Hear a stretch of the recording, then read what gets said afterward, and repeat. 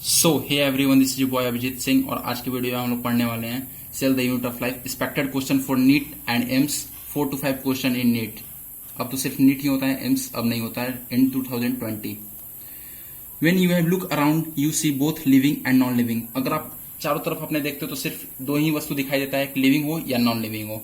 You can must here wonder and ask your self what is that makes an organism living or what its inanimate thing that does not which have another living thing that।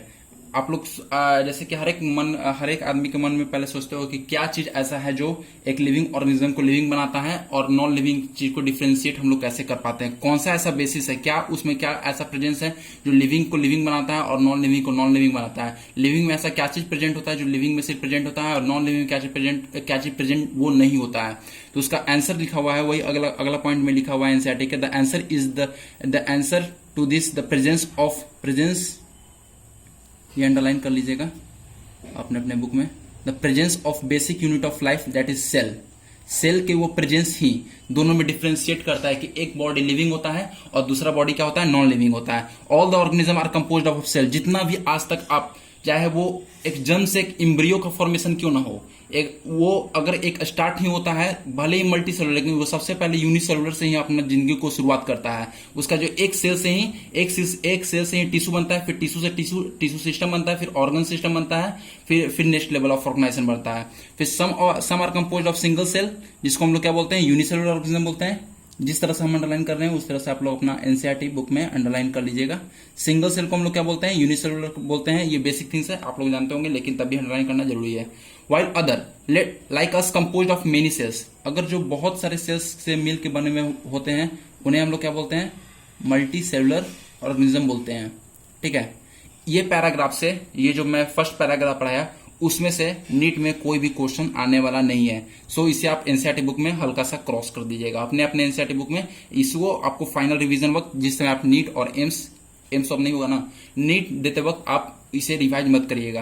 पहला paragraph को आपको revise नहीं करना है, सिर्फ singles. इसमें सिर्फ की पॉइंट क्या है कि सिंगल सेल को हम लोग क्या बोलते हैं, यूनिसेलुलर ऑर्गेनिज्म बोलते हैं। जो मेनी सेल से बना हुआ होता है उसको हम लोग क्या बोलते हैं, मल्टी सेलुलर ऑर्गेनिज्म बोलते हैं। Next, what is cell. NCERT ने क्वेश्चन के रूप में पूछा है कि सेल क्या है। Unicellular organism are capable of, अब वो बता रहा है कि सेल क्या है, जिसमें इंडिपेंडेंट एग्जिस्टेंस हो, जो खुद अपने आप में जो एग्जिस्टेंस रखता हो, मतलब कि खुद अपने आप में जीवित हो। Performing the essential function of life, जो लाइफ के इसेंशियल फंक्शन को परफॉर्म कर सके। Anything less than a complete structure of a cell does not ensure independent living. ये लाइन हूबहू आपके नीट में इनकरेक्ट स्टेटमेंट, करेक्ट स्टेटमेंट जो नीट 2020 में 5 से 6 क्वेश्चन इनकरेक्ट और करेक्ट के रूप में पूछा जा चुका है। ये लाइन को जिस तरह से मैं अंडरलाइन किया हो उसी लाइन को इसको अंडरलाइन करके रट लीजिएगा कि anything less than a complete structure of a cell does not ensure independent living. Hence cell is the fundamental structure and functional unit of all the living organism. एक सेल जो है, एक सेल से ही सभी का शुरुआत होता है। एक सेल ही हमेशा टिश्यू बनाता है, फिर टिश्यू सिस्टम बनाता है और ऑर्गन सिस्टम बनाता है। इसीलिए सेल को, एक सेल जो है तो बेसिक यूनिट, जैसे कि आप लोग मकान बनाते होंगे तो ये नहीं है कि डायरेक्ट ईंटा से, मतलब कि डायरेक्ट बड़ा बड़ा पत्थर ले आते होंगे। एक ईंटा से ईंट जुड़ता है, जिससे उसी तरह से सेल जुड़कर टिश्यू बनता है, फिर टिश्यू से टिश्यू जुड़कर के ऑर्गन बनता है, फिर ऑर्गन से ऑर्गन जुड़कर ऑर्गन सिस्टम का फॉर्मेशन होता है। ठीक है, फिर नेक्स्ट, इसीलिए क्या बोला था, सेल को fundamental structure basic unit of life बोला था। ये नहीं पूछेगा, ये लाइन नहीं पूछेगा, ये जो लाइन है ये नहीं पूछेगा। से the fundamental structural unit of living organism, ये नहीं पूछेगा। ये पूछेगा जो हम अंडरलाइन किया, ये पक्का पूछेगा। इनकरेक्ट करेक्ट स्टेटमेंट में यही लाइन हूबहू एनसीईआरटी पूछेगा। फिर उसका next question, Anton Leeuwenhoek first saw and describe a living cell. Living cell का सबसे पहले डिस्कवर्ड किसने किया था, सबसे पहले देखा कौन था, Anton Leeuwenhoek. Very very very important question NEET point of view. फिर रॉबर्ट ब्राउन किसका डिस्कवरी किए थे, न्यूक्लियस का। ये भी इंपॉर्टेंट क्वेश्चन, दोनों इंपॉर्टेंट मस्ट क्वेश्चन, एकदम star mark. Robert Brown and Anton Leeuwenhoek living cell, Robert Brown nucleus का discovery. The invention of microscope and it improving leading to the electron microscope revealed and structure details. जैसे जैसे invention हो, मतलब जिस तरह से power बढ़ते गया, जिस तरह से उसका रेजोल्यूशन बढ़ते गया माइक्रोस्कोप का, उस तरह से सेल जो होता है वो क्लियरली दिखना शुरू हुआ। इसमें क्वेश्चन आ गया है, इस पर डिटेल आ गया है इस चैप्टर में। सेल थ्योरी, अब सेल थ्योरी को कुछ साइंटिस्ट आए थे, उन्होंने दिया था इन 1838। ये आपको डेट याद करना कोई भी मस्ट नहीं है, लेकिन ये जो साइंटिस्ट का नाम है ये आपको याद करना एकदम मस्ट है। साइंटिस्ट का नाम स्केल्डिन, अ जर्मन बॉटनिस्ट। ये भी आपको याद रखना चाहिए कि बॉटनिस्ट है कि जूलॉजिस्ट है, क्योंकि जो स्वान साहब होंगे वो आपके जूलॉजिस्ट होंगे। Examine a large number of plant cell, उन्होंने large number of plant cell को एग्जामिन किया, मतलब देखा। And observe that all plant cell are compose of different kind of cells, और उन्होंने देखा कि प्लांट सेल जो होता है वो जो प्लांट होता है वो डिफरेंट टाइप ऑफ सेल से मिलकर बने होते हैं। जैसे आपका जो मकान होता है वो दिखता तो है, लेकिन वो ईंट से ईंट जुड़कर बना हुआ होता है, एक दीवार, ईंट से ईंट जुड़कर एक दीवार बनता है। उसी तरह से जो सेल से सेल जुड़कर पूरा एक प्लांट टिश्यू का फॉर्मेशन होता है। At about the same time Theodore swan, a British zoologist, ये आप डेट मत याद करिएगा, 1839 आपको याद नहीं करना है। थियोडर स्वान ब्रिटिश जूलॉजिस्ट हैं, ये आपको याद करना होगा, ऐसे पूछेगा नहीं लेकिन याद कर लीजिएगा। Study different type of animal cell, वो एनिमल सेल को पढ़े थे, ठीक है। And reported that cell have a thin outer layer, उन्होंने उसको स्टडी किया था, मतलब उन्होंने उसको पढ़ा था, प्लांट सेल को, एनिमल सेल को पढ़ा था, और उन्होंने पाया कि एक थिन आउटर लेयर कुछ कवरिंग होता है, ठीक है, कुछ thin outer layer, today known as plasma membrane. ये आज जो स्टडी हुआ है, ये तो आज जान गए हम लोग कि सबसे जो आउटर लेयर होता है वो प्लाज्मा मेम्ब्रेन होता है, पर उस समय उनको पता नहीं लगा था कि वो प्लाज्मा मेम्ब्रेन है, इसीलिए यहाँ पे लिखा हुआ है कि today known as plasma membrane. उस समय वहां पे पता नहीं चला था कि वो प्लाज्मा मेम्ब्रेन कहा जाता है, लेकिन आज पता लग चुका है। He also concluded based on study on the plant tissue that presence of cell wall as a unique character of a plant cell.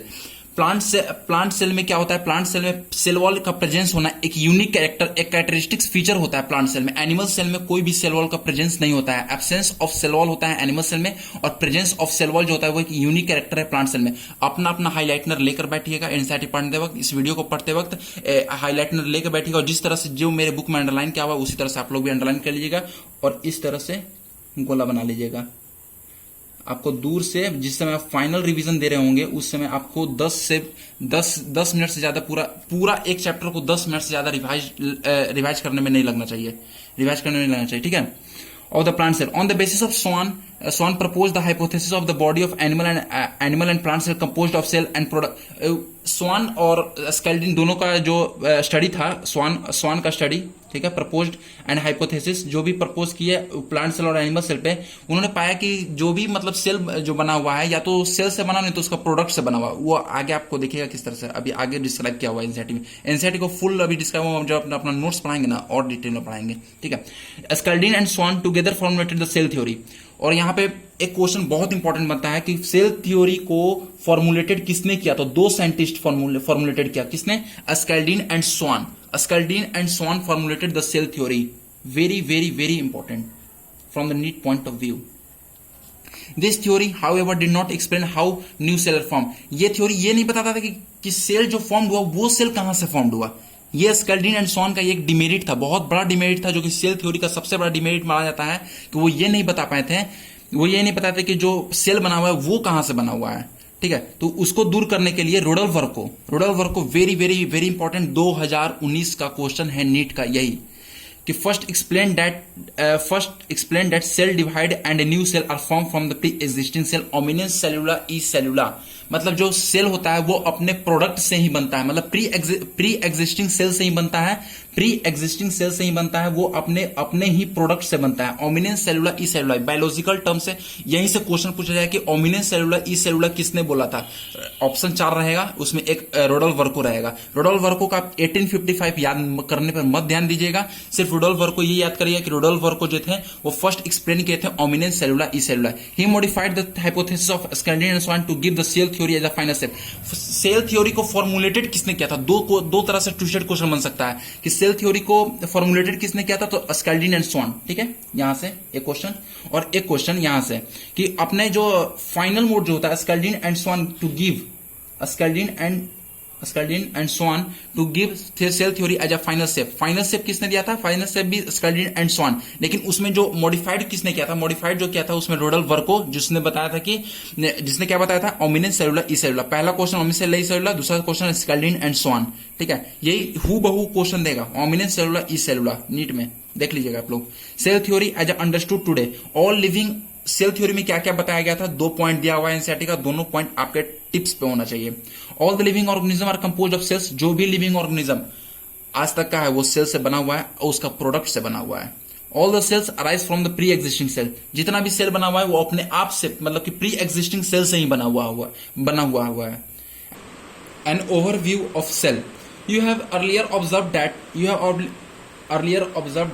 in a human pill or human chick cell under the microscope. Let us recollect their structure and onion pill which is a typical। इसमें बस यही कहना चाह रहा है कि typical plant cell को हम सबसे पहले माइक्रोस्कोप के जहाँ पे उसको स्टडी किया जाता है। माइक्रोस्कोप आप लोग स्कूल में देखे होंगे, अगर सीबीएसई या कोई स्टेट बोर्ड में पढ़े होंगे तो आप लोग माइक्रोस्कोप देखे होंगे, जहाँ पे उसका स्टडी किया था वहाँ पे रखा था, उसके बाद उसको देखा जाता है। तो वही कर रहा है कि माइक्रोस्कोप के पास हम लोग रखेंगे और उसको देखेंगे कि क्या दिखता है उसका, ठीक है। A distinct cell wall outer boundary. Plant cell है भैया, प्लांट सेल है, ध्यान से हम बता चुके हैं कि एनिमल सेल में सेल वॉल नहीं होता है, प्लांट सेल है, इसीलिए इसमें क्या दिखेगा, आउटर बाउंड्री पे क्या दिखेगा भैया, सेल वॉल दिखेगा, ठीक है। Just within a cell membrane and the human cheek cell and outer membrane delimiting structure of a cell. Outer membrane क्या है, delimiting structure of a cell inside each cell a dense membrane structure. Dense membrane structure जिसको हम nucleus बोलेंगे, nucleus का अलग से एक separate video बनाएंगे, ठीक है। न्यूक्लियस का इस तरह से नहीं, न्यूक्लियस का एक सेपरेट वीडियो बनेगा जो कि एनसीईआरटी में आगे पढ़ना है। यहाँ पे बहुत सा छोटा कम अक्षर में दिया हुआ है कि डेंस मेम्ब्रेन बाउंड स्ट्रक्चर जिसको हम न्यूक्लियस बोलते हैं। न्यूक्लियस जो होता है वो 90% ऑफ वॉल्यूम जो होता है प्लांट सेल का कवर करता है न्यूक्लियस, लेकिन जो एनिमल सेल में रहता है वो बहुत ही परसिस्टेंट रहता है। इसीलिए क्या कहते हैं हम लोग, आप आगे जो डायग्राम दिया हो उस तरह से आप लोग सिर्फ आप डायग्राम को देखते के साथ समझ जाइएगा कि ये प्लांट सेल है, ये एनिमल सेल है, ठीक है। हम आगे दिखाने वाले हैं, हम दिखाने वाले हैं कि वो डायग्राम कौन सा है। ये आपका हुआ प्लांट सेल, ये एनिमल सेल, ठीक है। इसमें देखिए जो वैक्यूल है वो 90% ऑफ वॉल्यूम को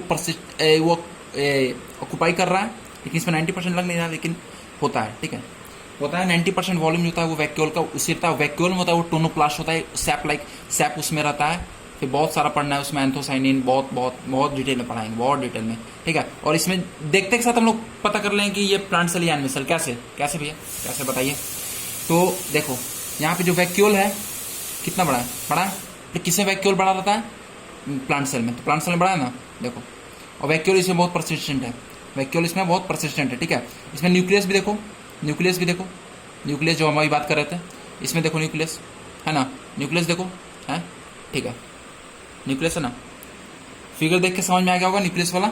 then this nucleus contain the chromosome, in turn contain the gene genetic material as a DNA.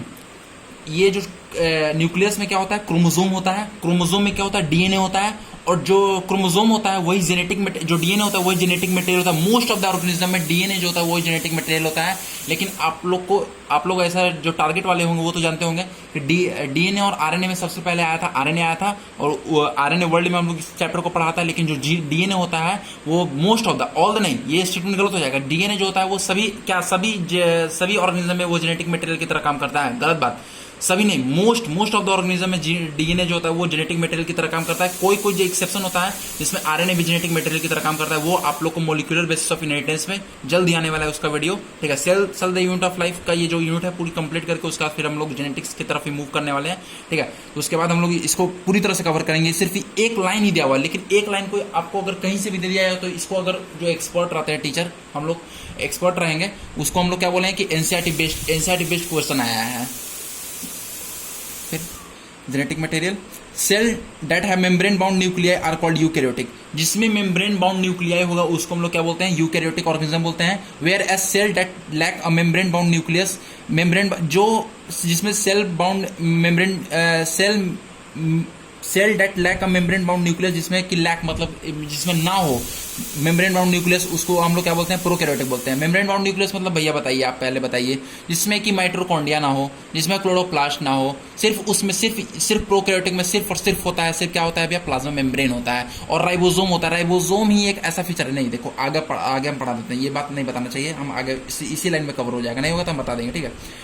In both ऐसे बता देते हैं।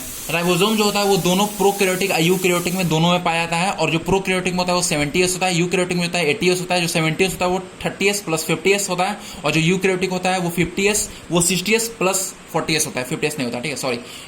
ये आपको आगे पढ़ना है। एस जो होता है वो सेडरवर्क्स यूनिट होता है, और उसका जो सेडिमेंटेशन कोफिशिएंट होता है वो इनडायरेक्ट मेजरमेंट होता है डेंसिटी का, ठीक है। ये बहुत ज़्यादा हाई बता दिए, जो आगे हम लोग को आगे हम आपको जो नेक्स्ट पेज होगा उसमें हम पढ़ाने वाले हैं। लेकिन यहीं पे हम लोग जो पिछले जो आगे पढ़ने वाले उस सब को हम लोग अभी यहीं पे कवर कर लिए, आगे भी हम लोग कवर करेंगे, दोबारा हो जाएगा, तुरंत याद हो जाएगा।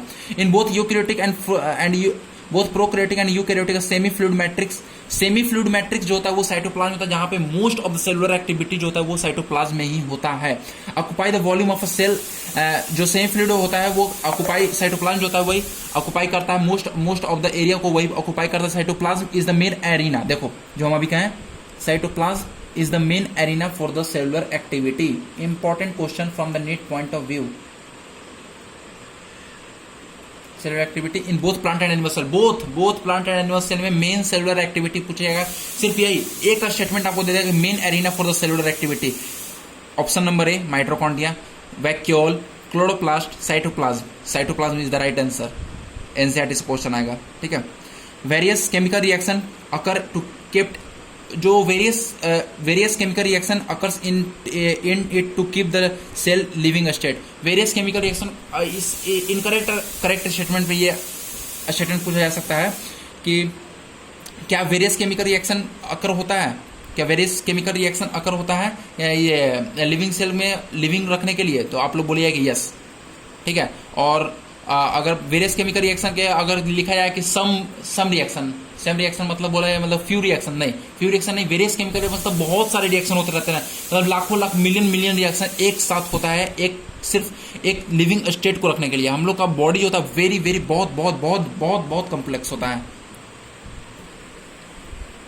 Beside the nucleus, the eukaryotic cells that have other membrane bound distinct structure called organelle.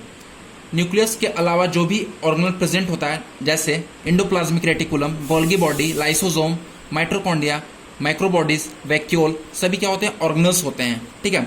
और यूकैरियोटिक जो होते हैं यही सब मेम्ब्रेन बाउंड ऑर्गेनल्स को लैक करते हैं, जबकि यूकैरियोटिक में प्रेजेंट होता है। आप लोगों को ऊपर पक्का नहीं समझ में आया होगा, ये 100% लोगों को विश्वास है, जो टारगेट वाले होंगे वो तो समझ गए, जो 11th के फ्रेशर्स होंगे उनको समझ में नहीं आया होगा कि मेम्ब्रेन बाउंड ऑर्गेनल ऊपर में हम क्या कह दिए हैं, लेकिन अभी समझ में आ गया होगा कि जो मेम्ब्रेन बाउंड ऑर्गेनल मतलब कि क्या। यहाँ पे देखिए ऑर्गेनल, ध्यान से देखिएगा, organelle like endoplasmic reticulum, Golgi complex, lysosome, mitochondria, microbodies, vacuole, ये जो होते हैं मेम्ब्रेन बाउंड ऑर्गेनल होते हैं। यही प्रोकैरियोटिक में तो ये सभी एब्सेंट होते हैं, एक भी चीज प्रेजेंट नहीं होता है, लेकिन यूकैरियोटिक में सभी चीज प्रेजेंट होते हैं। Endoplasmic reticulum, Golgi body, lysosome, vacuole, mitochondria, microbodies सभी प्रेजेंट होते हैं, जबकि प्रोकैरियोटिक ऑर्गेनिज्म में ये मेम्ब्रेन बाउंड ऑर्गेनल जो होता है वो एब्सेंट होता है। ये कैरेक्टरिस्टिक्स फीचर है भैया, ये आपको याद ही रखना पड़ेगा। Ribosome are the non membrane bound organelle. Non membrane bound organelle में अगर एग्जांपल आएगा तो ribosome, very important question, past year में 3 बार पूछा जा चुका है ये क्वेश्चन को, कि राइबोसोम जो होता है वो नॉन मेम्ब्रेन बाउंड ऑर्गेनल। जिस तरह से हम हाईलाइट किए हुए, आप भी हाईलाइटनर, अगर सेम हाईलाइटनर लेना चाहते हो तो सेम हाईलाइटनर लीजिएगा, अगर अलग हाईलाइटनर लेना चाहते हो तो अलग हाईलाइटनर लीजिएगा। लेकिन आप लोग जिस तरह से मेरा हाईलाइट किया हुआ, अगर हमको फॉलो करिएगा तो यही हाईलाइटनर को यूज करते हुए, और जिस तरह से हम अंडरलाइन किए हुए, जिस तरह से हम पेन को रोटेट किए हुए, उसी तरह से आप लोग भी रोटेट करिएगा, और फाइनल रिवीजन आप लोग देख लीजिएगा, वो हमको बोलने की जरूरत नहीं है। Ribosome are the non membrane bound organelle found in all cells both prokaryotic as well as eukaryotic. हम आपको पिछले जस्ट कुछ पहले मिनट में बता चुके हैं कि राइबोसोम जो होता है वो बोथ प्रोकैरियोटिक या यूकैरियोटिक दोनों में पाता है, क्योंकि वो नॉन मेम्ब्रेन बाउंड ऑर्गेनल होता है, ठीक है। Within the cells ribosome are the found in cytoplasm, not only the cytoplasm but also the 2 organelle chloroplast and mitochondria में पाया जाता है। क्लोरोप्लास्ट और माइटोकॉन्ड्रिया में पाया जाता है, लेकिन यूकैरियोटिक में होता है। यूकैरियोटिक में होता है, ये जो यूकैरियोटिक में पाया जाता है माइटोकॉन्ड्रिया, क्लोरोप्लास्ट, लेकिन यूकैरियोटिक का जो हम लोग बताए थे आपको राइबोसोम वो 80s होता है, और प्रोकैरियोटिक का 70s होता है, लेकिन माइटोकॉन्ड्रिया क्लोरोप्लास्ट का जो राइबोसोम होता है वो 70s होता है। आप लोग याद रखिएगा, वेरी इंपॉर्टेंट पूछा है कि राइबोसोम किस टाइप का प्रेजेंट होता है राइबोसोम माइटोकॉन्ड्रिया में। तो आप लोग सोचिए कि माइटोकॉन्ड्रिया तो प्रेजेंट होता है यूकैरियोटिक में, तो 80s मारते हैं, वहीं पे गलत हो जाएगा। क्लोरोप्लास्ट यूकैरियोटिक का होता है तो वो तो 80s होता है, वहीं पे गलत हो जाएगा। क्लोरोप्लास्ट एंड माइटोकॉन्ड्रिया में 70s टाइप ऑफ राइबोसोम होता है, और माइटोकॉन्ड्रिया में जो होता है वो माइटोकॉन्ड्रिया में 70s टाइप ऑफ राइबोसोम होता है, ठीक है। फिर animal cells and another non membrane bound organelle called centrosome. ये जो सेंट्रोसोम ये न्यू एनसीईआरटी में मॉडिफाई किया हुआ है, मेरा पुराना एनसीईआरटी है, इसलिए centrosome which helps in cell division. जो सेंट्रोसोम होता है वही क्या होता है, नॉन मेम्ब्रेन बाउंड ऑर्गेनल होता है, जिसको हम लोग क्या बोलते हैं, सेंट्रोसोम होता है, वो सेल डिवीजन में हेल्प करता है। Cell differ from greatly and shape and activity. जो सेल होता है सभी, एक ये क्वेश्चन पूछा जाएगा आपको, इनकरेक्ट करेक्ट स्टेटमेंट में ये क्वेश्चन पूछा जा सकता है कि क्या सभी सेल एक तरह के होते हैं, बिल्कुल फॉल्स। आप लोग क्या बोलिएगा, फॉल्स, इनकरेक्ट स्टेटमेंट। सभी सेल जो होते हैं वो डिफरेंट तरह के होते हैं, डिफरेंट फंक्शन को परफॉर्म करते हैं। फॉर एग्जाम्पल माइकोप्लाज्मा जो होता है सबसे स्मॉलेस्ट सेल होता है। माइकोप्लाज्मा के बारे में सिर्फ यहाँ पे यही दिया हुआ है, बट माइकोप्लाज्मा का आपको चैप्टर नंबर 2 बायोलॉजिकल क्लासिफिकेशन आपको पढ़ना है कि माइकोप्लाज्मा ही एक ऐसा ऑर्गेनिज्म है जो कि बिना ऑक्सीजन के भी सर्वाइव कर सकता है। Mycoplasma the smallest cell only .3। ये आपको जो लेंथ दिया हुआ है वो आपको याद करने का कोई भी जरूरत नहीं है। Figure of NCERT, the cell the unit of life. RBC का स्ट्रक्चर बाइकॉनकेव तरह का होता है, ठीक है। डब्ल्यूबीसी का स्ट्रक्चर अमीबॉइड टाइप का होता है। Columnar cell long and narrow होता है। ये जो आपका फिगर देके कभी भी नहीं पूछेगा कि आरबीसी का ये फिगर है, ये कभी नहीं, बेहुदा क्वेश्चन है ये, ठीक है ना। ये आरबीसी का स्ट्रक्चर ये पूछा है कि बाइकॉनकेव स्ट्रक्चर किसका होता है, डब्ल्यूबीसी या आरबीसी, तो आरबीसी का। अमीबॉइड स्ट्रक्चर किसका होता है, व्हाइट ब्लड सेल का होता है। ये नर्व सेल का कभी नहीं पूछेगा, ट्रैकेट का कभी नहीं पूछेगा, मेसोफिजियस का कभी नहीं पूछेगा। एनसीईआरटी का डायग्राम इंपॉर्टेंट है, पर सभी डायग्राम इंपॉर्टेंट नहीं है। जो डायग्राम आने वाले हैं हम सभी को कवर कर लेंगे, जो आपको नीट में हूबहू वही डायग्राम मिलेगा जो इस वीडियो में पढ़ाया जाता है, क्योंकि हम लोग एनसीईआरटी में पढ़ाएंगे। Could be 3 to 5 म्यूमीटर। जो बैक्टीरिया था वो 3 to 5 माइक्रोमीटर।